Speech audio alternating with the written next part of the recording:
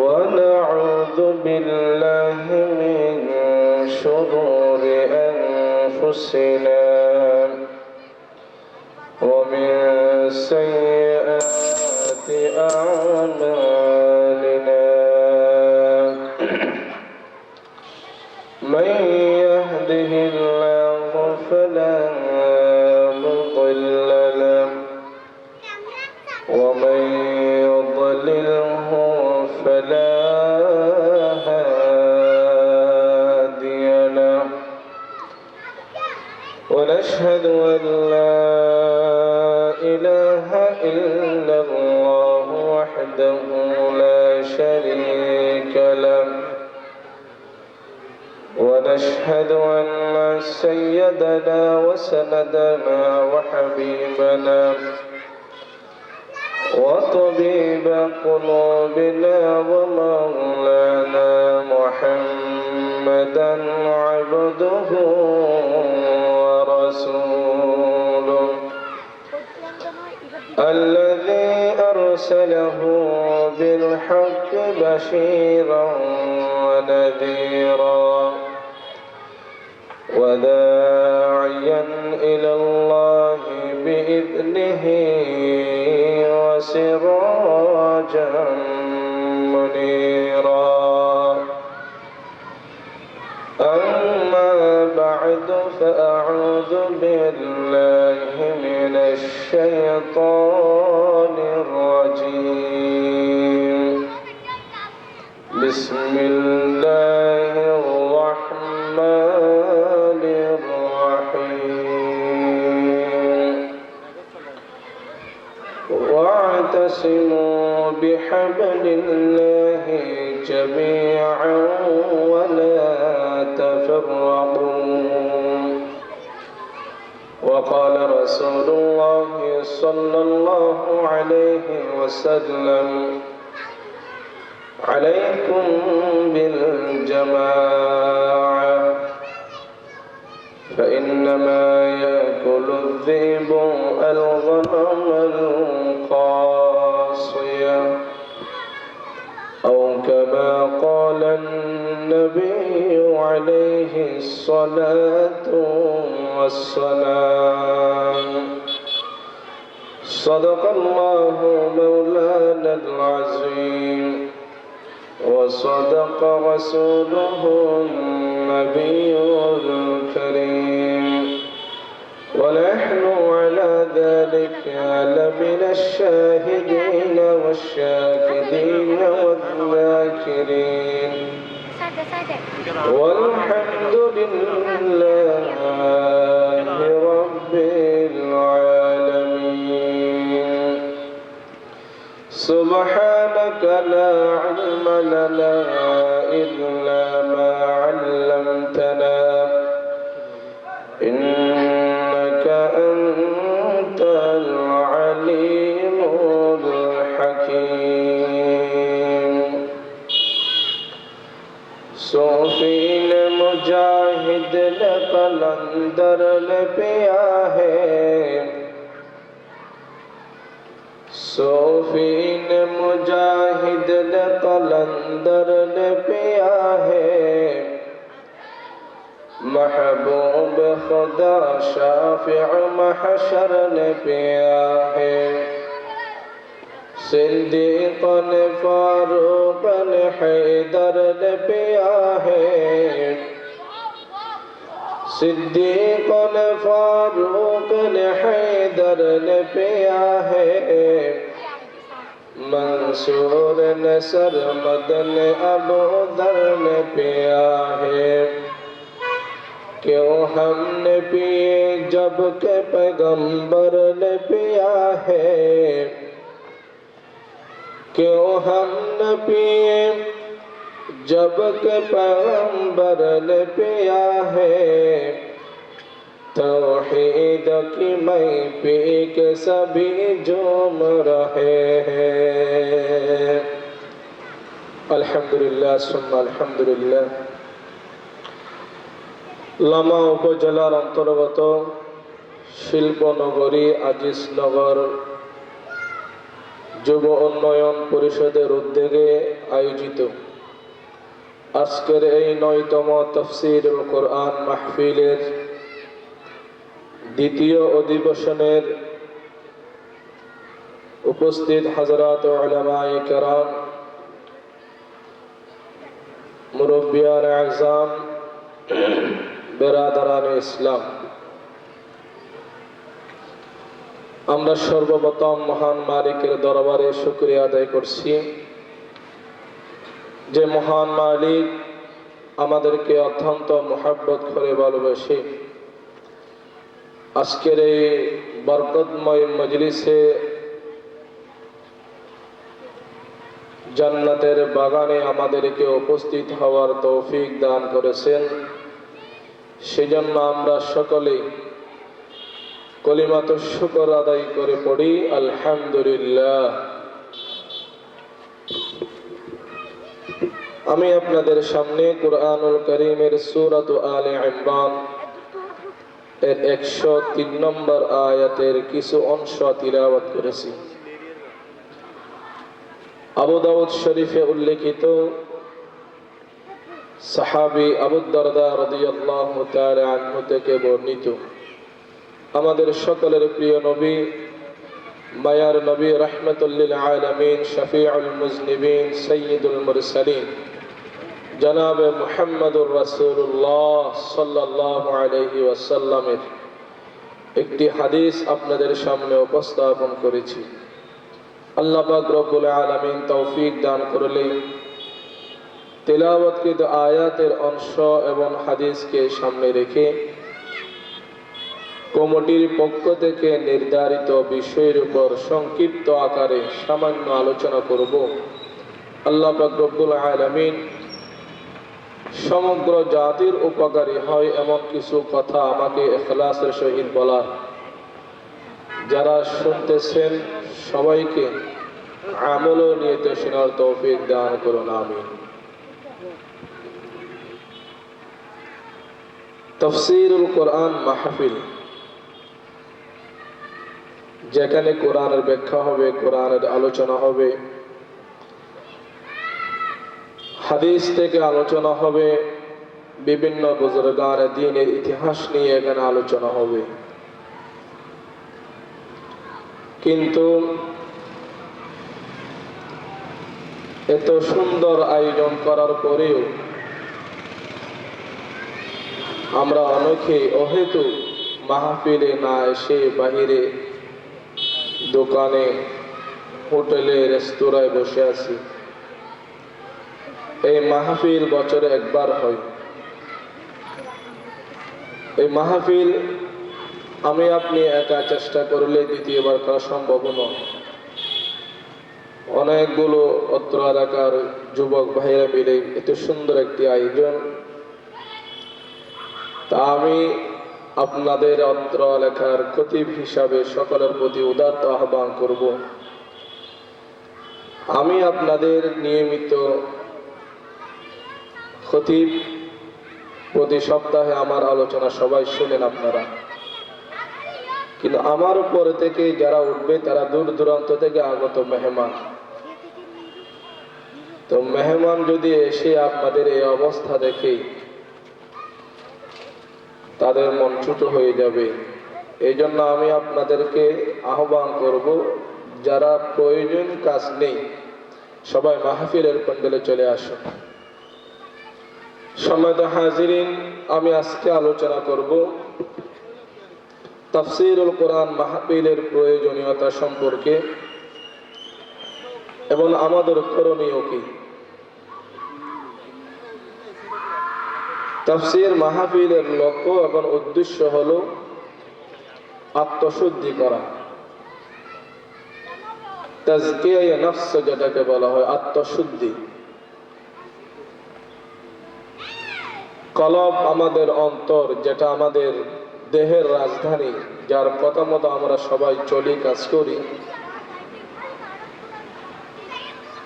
এই কলবকে পরিষ্কার করার জন্য আজকের এই তাফসীর ও কোরআন মাহফিলের আয়োজন। এখানে উলামায়ে কেরাম আত্মশুদ্ধির কথা বলবেন, সমাজ সংস্কারের কথা বলবেন, পরিবার সংস্কারের কথা বলবেন, এমনকি রাষ্ট্র সংস্কারের কথাও আজকের মাহফিল আলোচনা হবে। এক কথায় আমাদের ব্যক্তিগত জীবন, পারিবারিক জীবন, সামাজিক জীবনকে কিভাবে আমরা ইসলামের আদর্শে পরিচালিত করব, এই লক্ষ্য এবং উদ্দেশ্যকে সামনে রেখে আজকের এই তাফসীরুল কোরআন মাহফিলের আয়োজন।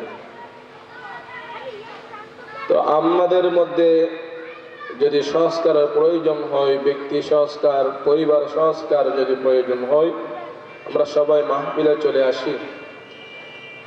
মহিলা প্যান্ডেলে যারা আছেন তাদেরকে আহ্বান করব, আপনারা আপনাদের আওয়াজকে ছোট করবেন, উচ্চস্বরে কথা বলবেন না। পর্দা লঙ্ঘন হলে সওয়াব থেকে আযাব বেড়ে যাবে। আমাদের করণীয় কি? আমাদের করণীয়, এক নম্বর করণীয় হলো সব কিছুর আস্থা এবং বিশ্বাস আল্লাহর উপরে ছেড়ে দেওয়া। আল্লাহ পাক রব্বুল আলামিন যদি ইচ্ছা করেন, যে কোনো মুহূর্তে, যে কোনো সময় আমাদের সব কিছুর মধ্যে পরিবর্তন তিনি নিয়ে আসতে পারেন। কারণ সব কিছুর ক্ষমতা, সব কিছুর মালিক একমাত্র আমার আল্লাহ। কুরআনুল কারীমে আল্লাহ পাক রব্বুল আলামিন এই কথা বলেন, ওয়া মান ইয়াতাওয়াক্কাল আলাল্লাহি ফাহুয়া হাসবুহ, ওয়া মান ইয়াতাওয়াক্কাল আলাল্লাহি ফাহুয়া হাসবুহ।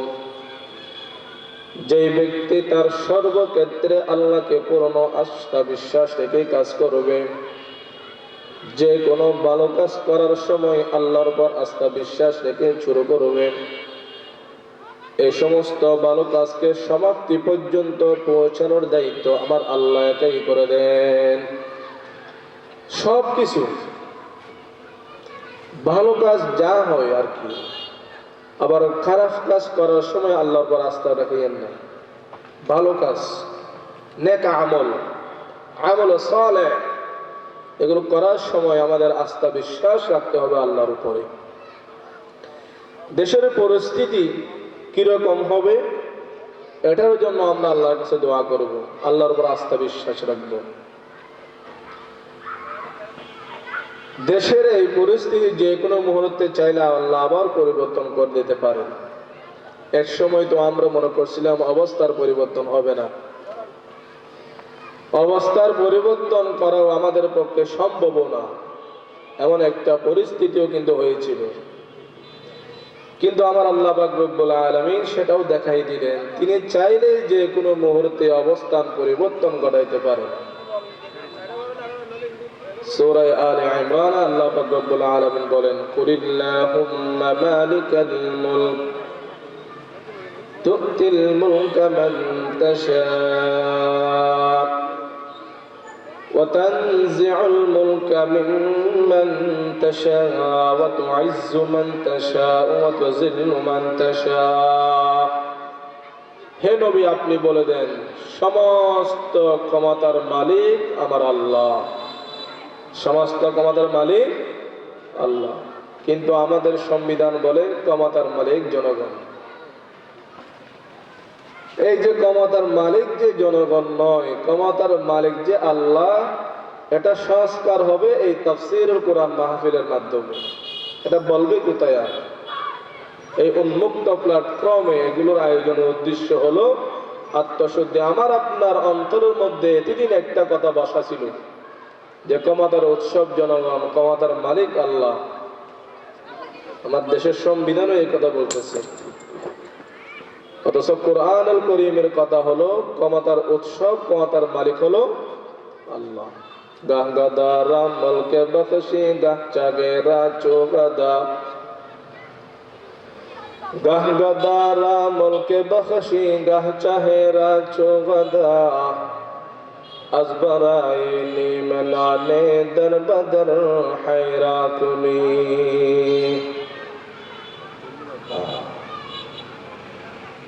ক্ষমতার মালিক আল্লাহ, সব কিছুর মালিক আল্লাহ।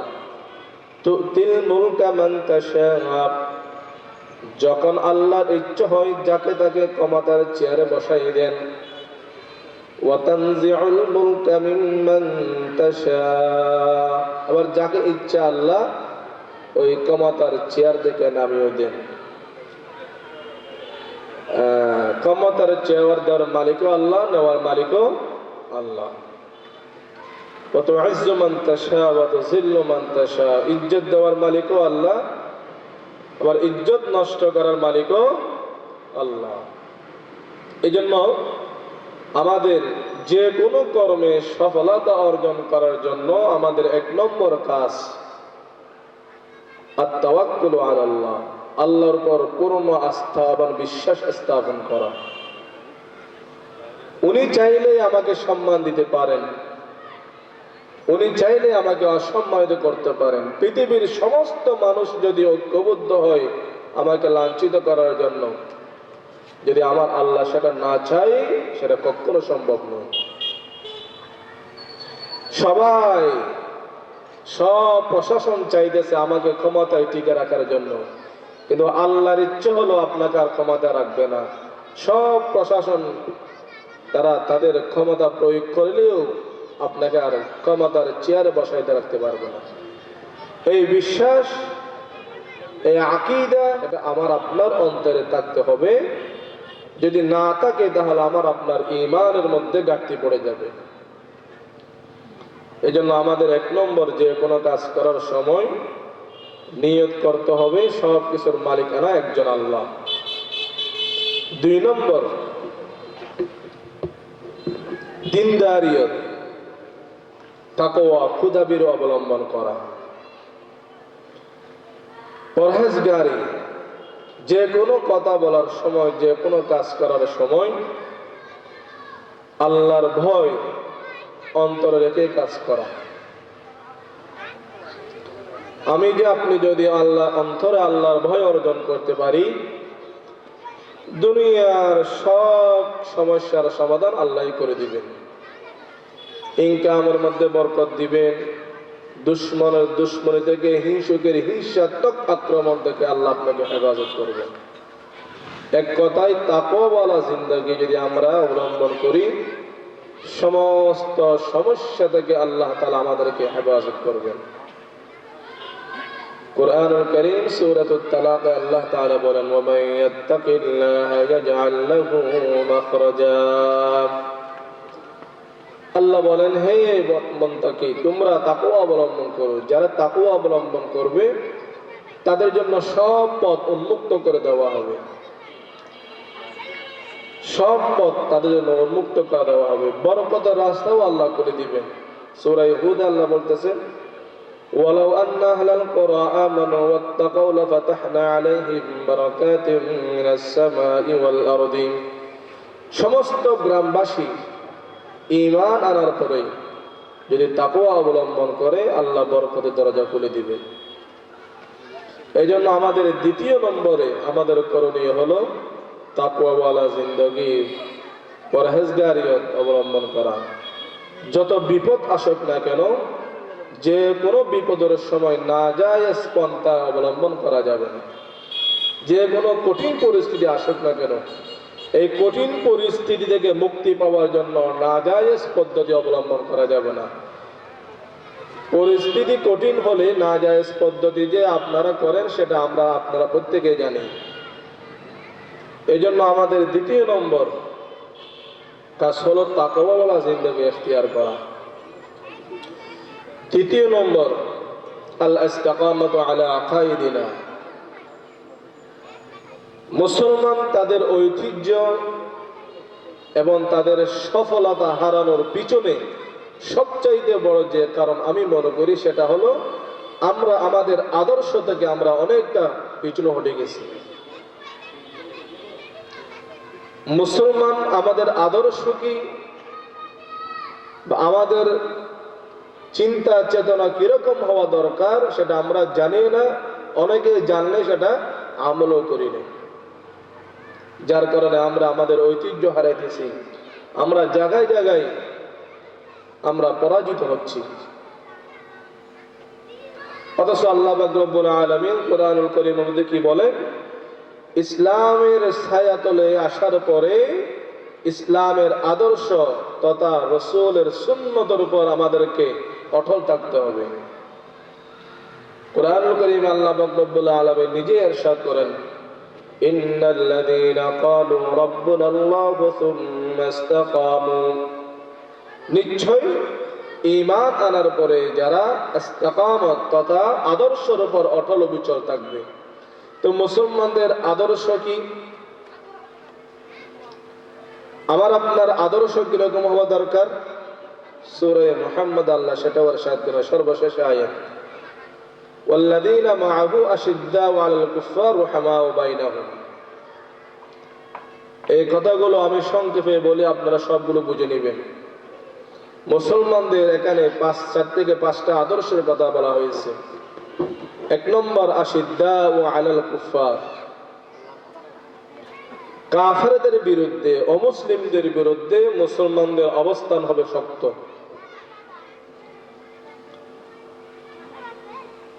কাফেরদের বিরুদ্ধে মুসলমানদের অবস্থান হবে কঠোর থেকে কঠোরতম।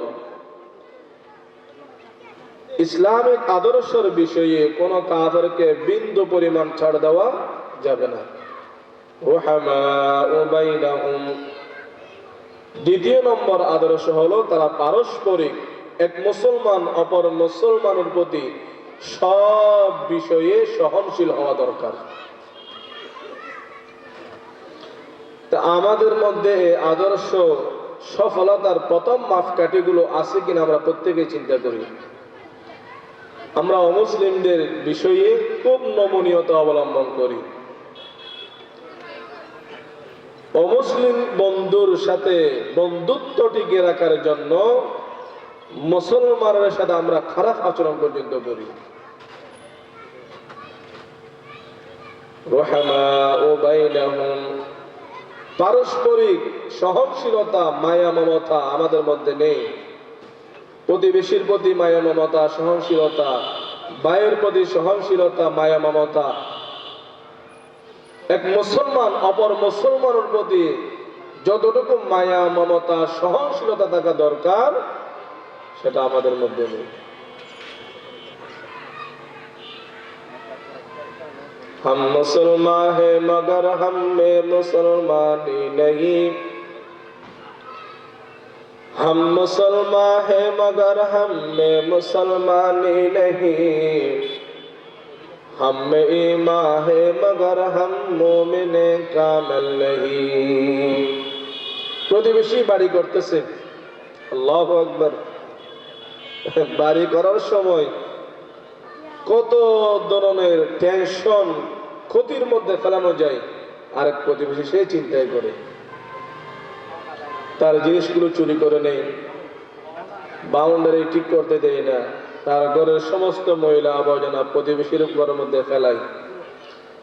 এগুলো সব অনিসলামিক আদর্শ, ইসলামের আদর্শ এগুলো নয়।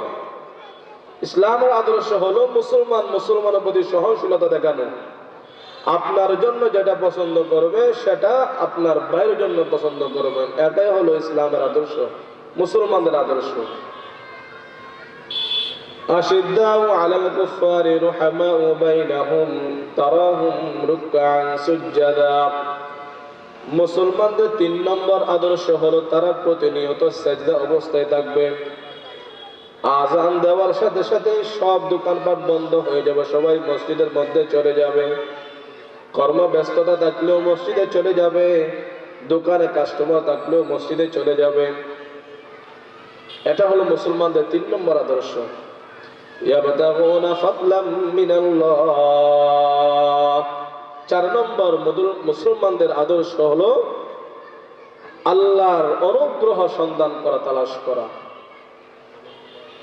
আল্লাহর অনুগ্রহ তালাশ করা মানে হালাল পন্থায় রিজিক অবলম্বন করা, হালাল হারাম না খাওয়া, যেখানে হারামের সন্দেহ আছে সেটাও পরিহার করা। আমি একটা উদাহরণ আপনাদেরকে দিই, কত হালাল ভাবে হালাল নাম দিয়ে যে 2 নম্বর ইনকাম করে। এই যে আমি একটা উদাহরণ, আমি এবং হুজুর দুনিয়ার বিষয়ে একটু কম বুঝি, এই জিনিসটার দাম কত, এই জিনিসটার দাম কত, একটু কম বুঝি হয়তো, আমাদের হুজুর টাইপ মানুষ তো, দুনিয়া নিয়ে তো বুঝি না। তা আপনি এলাকার সম্মানিত ব্যক্তি, আপনার মাধ্যমে আমি একটা কাজ করাইলাম, আমাকে এই জিনিসটা আপনি ক্রয় করে দেন, একটু সহযোগিতা করেন। জিনিসটার মূল্য হলো 2000 টাকা উদাহরণস্বরূপ, কিন্তু আপনি আমাকে বললেন কি এই জিনিসটার দাম হলো 2500 টাকা। আপনি হুজুর মানুষ, আমার আপন মানুষ বলেই 100 টাকা আমি কোনো মতে কমাইছি, 2400 টাকা নিয়ে এই জিনিসটা নিলাম। এই যে আপনি মিথ্যা কথা বলে 400 টাকা দালালি খাইছেন, এটা কি হালাল নাকি হারাম? কথা বলেন আপনারা। হারাম, সম্পূর্ণ হারাম। আপনি চাইলে আমাকে বলতে পারতেন হুজুর আমি কষ্ট করছি, আমাকে 200 টাকা দিয়ে আমার কর্মের, কিন্তু আপনি আমাকে মিথ্যা বলে প্রতিটা পণ্যের পিছনে 400 টাকা করে দালালি খাইতেছেন। এই দালালি খাওয়া সম্পূর্ণ হারাম। চোষে কামরা পাকদারি আজ হারাম, চোষে কামরা পাকদারি আজ হারাম, মর্দ ইমানদার বাসি ওয়াসসালাম। তাফসীর মাহফিলের প্রয়োজন এই জন্য। এই কথা এখানে আজকে মাহফিল শেষ, আর কেউ বলবে না দোকানে, সবাই বলবে এক এক রকম দালালির কথা বলবে সবাই। মুসলমানদের 4 নম্বর আদর্শ হলো আল্লাহর অনুগ্রহ সন্ধান করা, হালাল পন্থায় টাকা ইনকাম করে পরিবারের জন্য আহার জোগাড় করা হলো মুসলমানদের 4 নম্বর আদর্শ। 5 নম্বর রিদওয়ানা, কথা বলার সময়, কাজ করার সময় কোনো ব্যক্তির খুশি চাওয়া যাবে না। যে কোনো কথা বলবো, যে কোনো কাজ করব একজনকে খুশি করার জন্য, তিনি হলেন আমার আল্লাহ। আমি কথা বলবো কাকে খুশি করার জন্য? আপনারা যারা আসছেন কথা বলেন, কাকে খুশি করার জন্য কথা বলবো? কাজ করার জন্য কাকে? আল্লাহকে। আমার কথায় দুনিয়ার সমস্ত মানুষ কষ্ট পেল, কিন্তু আমার আল্লাহ খুশি, এটা আমার জন্য যথেষ্ট। সত্যটা, কোরআনের কথাগুলো আমরা প্রচার করে যাব। কোন ব্যক্তির গায়ে লাগছে, কে কষ্ট পাইছে কিনা, একটা দেখার সময় কিন্তু আমাদের নেই।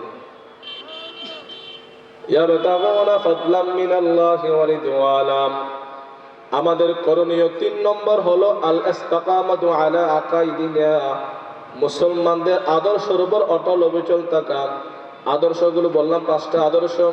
1 নম্বর অমুসলিমদের সাথে কঠোরতা অবলম্বন করা।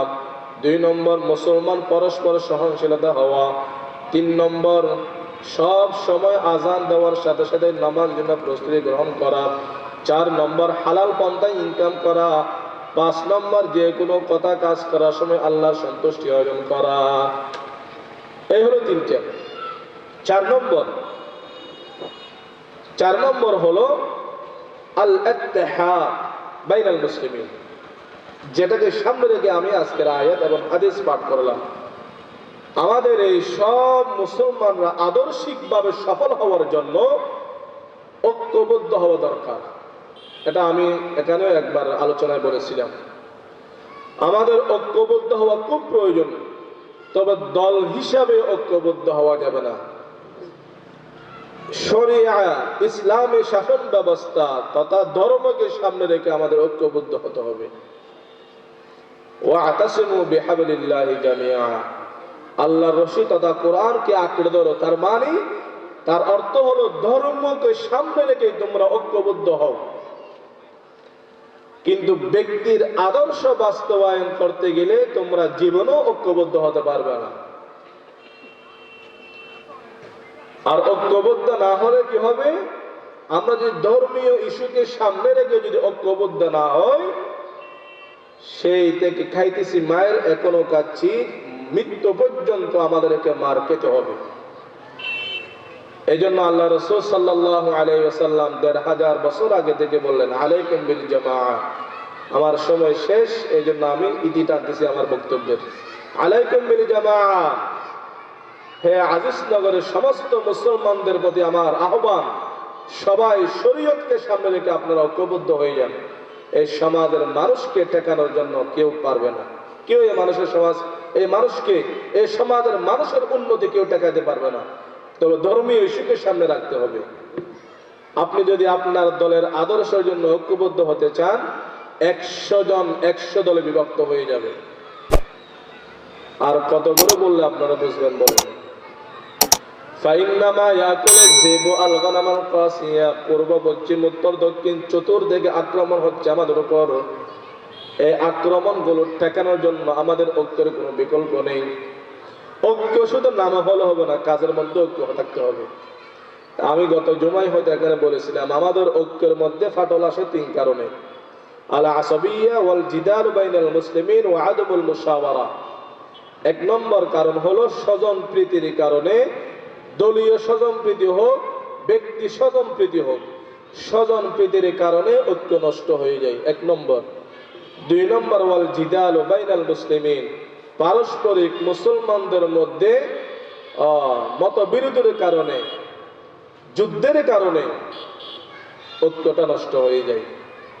3 নম্বর আদমুল মুশাওয়ারা, পারস্পর আলোচনা না থাকার কারণে ঐক্যটা নষ্ট হয়ে যায়। আল্লাহ পাক রব্বুল আলামিন ঐক্যকে টিকে রাখার জন্য যে 3 কারণে ঐক্য নষ্ট হয়ে যায়, হুজুর চলে আসছে কেন?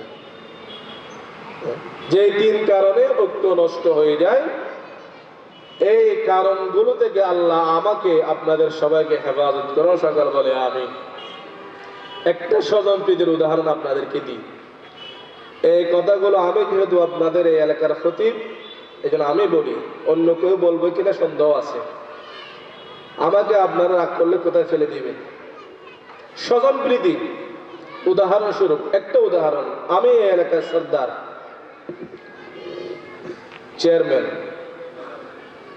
আমি আমার সহযোগী কাকে বানাই?